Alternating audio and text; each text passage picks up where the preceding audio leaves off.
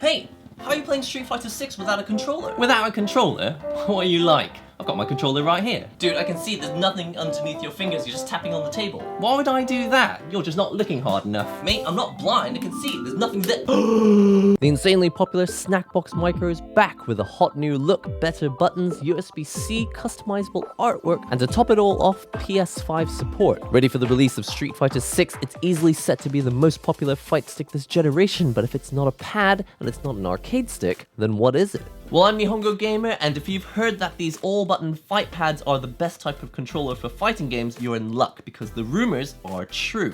However, what makes them so special and which one is the best? Well, as you can probably imagine, not all fight pads are created equal, and today I'm going to tell you why this one feels so transparent, it's almost like you're plugging your hands directly into the game. It's the tiny controller that you can take with you anywhere, it's the new Snackbox Micro.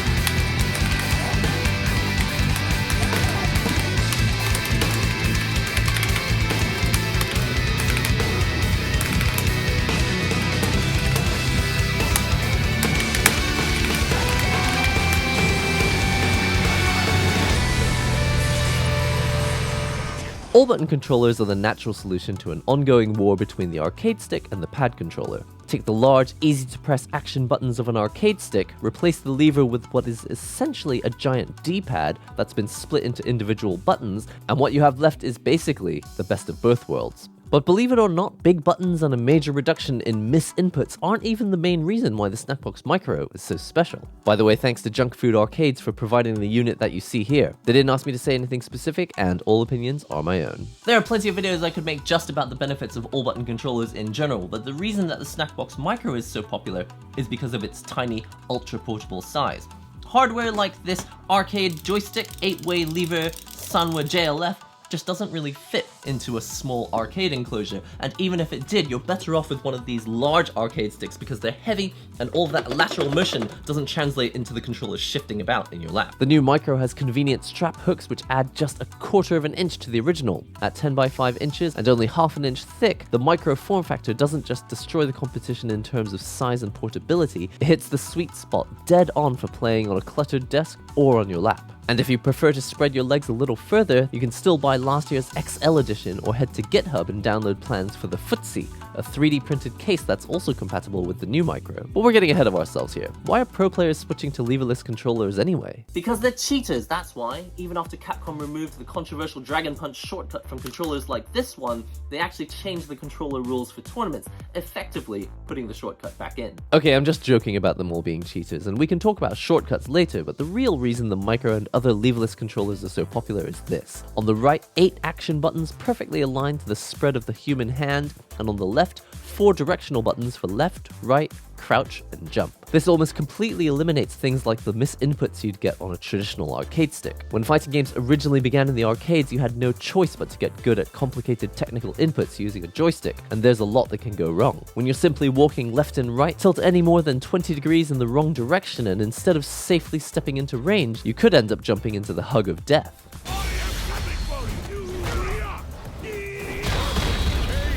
And that's only the beginning. When you're dealing with positioning, gauge management, matchup knowledge, player conditioning, and other pressure building up on your mental stack, you're more likely to make small mistakes at critical moments like not finishing the quarter circle motion input required for super moves and losing the match entirely. Well, 20 degrees here and there may mean the difference between winning and losing in an arcade stick, but here on the Snackbox Micros, such misinputs are basically non-existent thanks to the fact that you have direct access to the key switches. As a result, there's no zone of uncertainty like there is on an arcade stick, and so you either pressed the button or you didn't. And speaking of buttons, that's also the reason why the Micro is the perfect upgrade to a standard pad controller too. Using a regular old D-pad may be the easiest way to transfer your existing skills from other genres to fighting games, but in addition to being small, flat, and arguably even more portable than a pad controller, it's also more reliable. You may have seen pro-level gaming keyboards, gaming mice, and even pads with interchangeable Hall-effect sensor-based analog sticks. But with so few genres that require a good D-pad, finding a good one is much harder than finding a good arcade stick. And even if you do manage to find one that you like, most of them are built with conductive rubber, which eventually wears down, leaving you with little choice but to simply buy a whole new pad. By contrast, the new Micro is not only more reliable, it's also easier to maintain. It features brand new custom-made button caps that are smoother than the original, making them nicer to double tap, and their ever so slightly deeper concave design has this mysterious way of pulling your fingers into just the right place so that you never get lost or have to look down just to see what button you're pressing. That's something you gaming keyboard enthusiasts will certainly appreciate. Underneath the smooth new buttons, you'll find standard Kale low-profile key switches, which are easy to find, inexpensive, and open up a whole world of customization. For as little as $1 per switch, you can make your buttons easy to press, harder to press, super clicky, a little bit clicky, or even experiment with endless combinations of various different switches. And if the idea of modding sounds scary to you, you don't actually have to unscrew anything. Pull up hard enough on these buttons and gain immediate access to the hot swap sockets. No soldering skills required, just plug and play. Now, many may argue that mastering the ability to manipulate something like an arcade stick is what makes fighting games so much fun to play. But at the same time, they're a big part of what makes fighting games so difficult to get into for new players. And now that you can bring pretty much any controller you want to local events and tournaments, it's difficult to justify using an arcade stick or a pad if it's just going to make things harder for you. With many games opting for modern control schemes that lower the barrier for entry, it makes sense to choose a controller that gets out of your way. While the new Micro doesn't just get out of the way, it goes one step further. And it does that by practically disappearing. Physically speaking, upgrades to the new Micro are pretty obvious. You've got the new case, new buttons, USB-C, and plenty more, but what they don't tell you on the website is that actually every design change has been so carefully considered that the effect is that you really feel like you're not holding any controller at all and the whole thing practically disappears. They say that the best user interfaces are the ones that you don't even have to think about, and the number one thing that came across while I was testing the new Micro for this review is that I completely forgot that I was using it. It's not just that it felt natural, it felt like there was no controller there at all, and I can tell you exactly why. To begin with, the form factor was already optimal. The 10x5 construction makes it long enough to rest on your lap,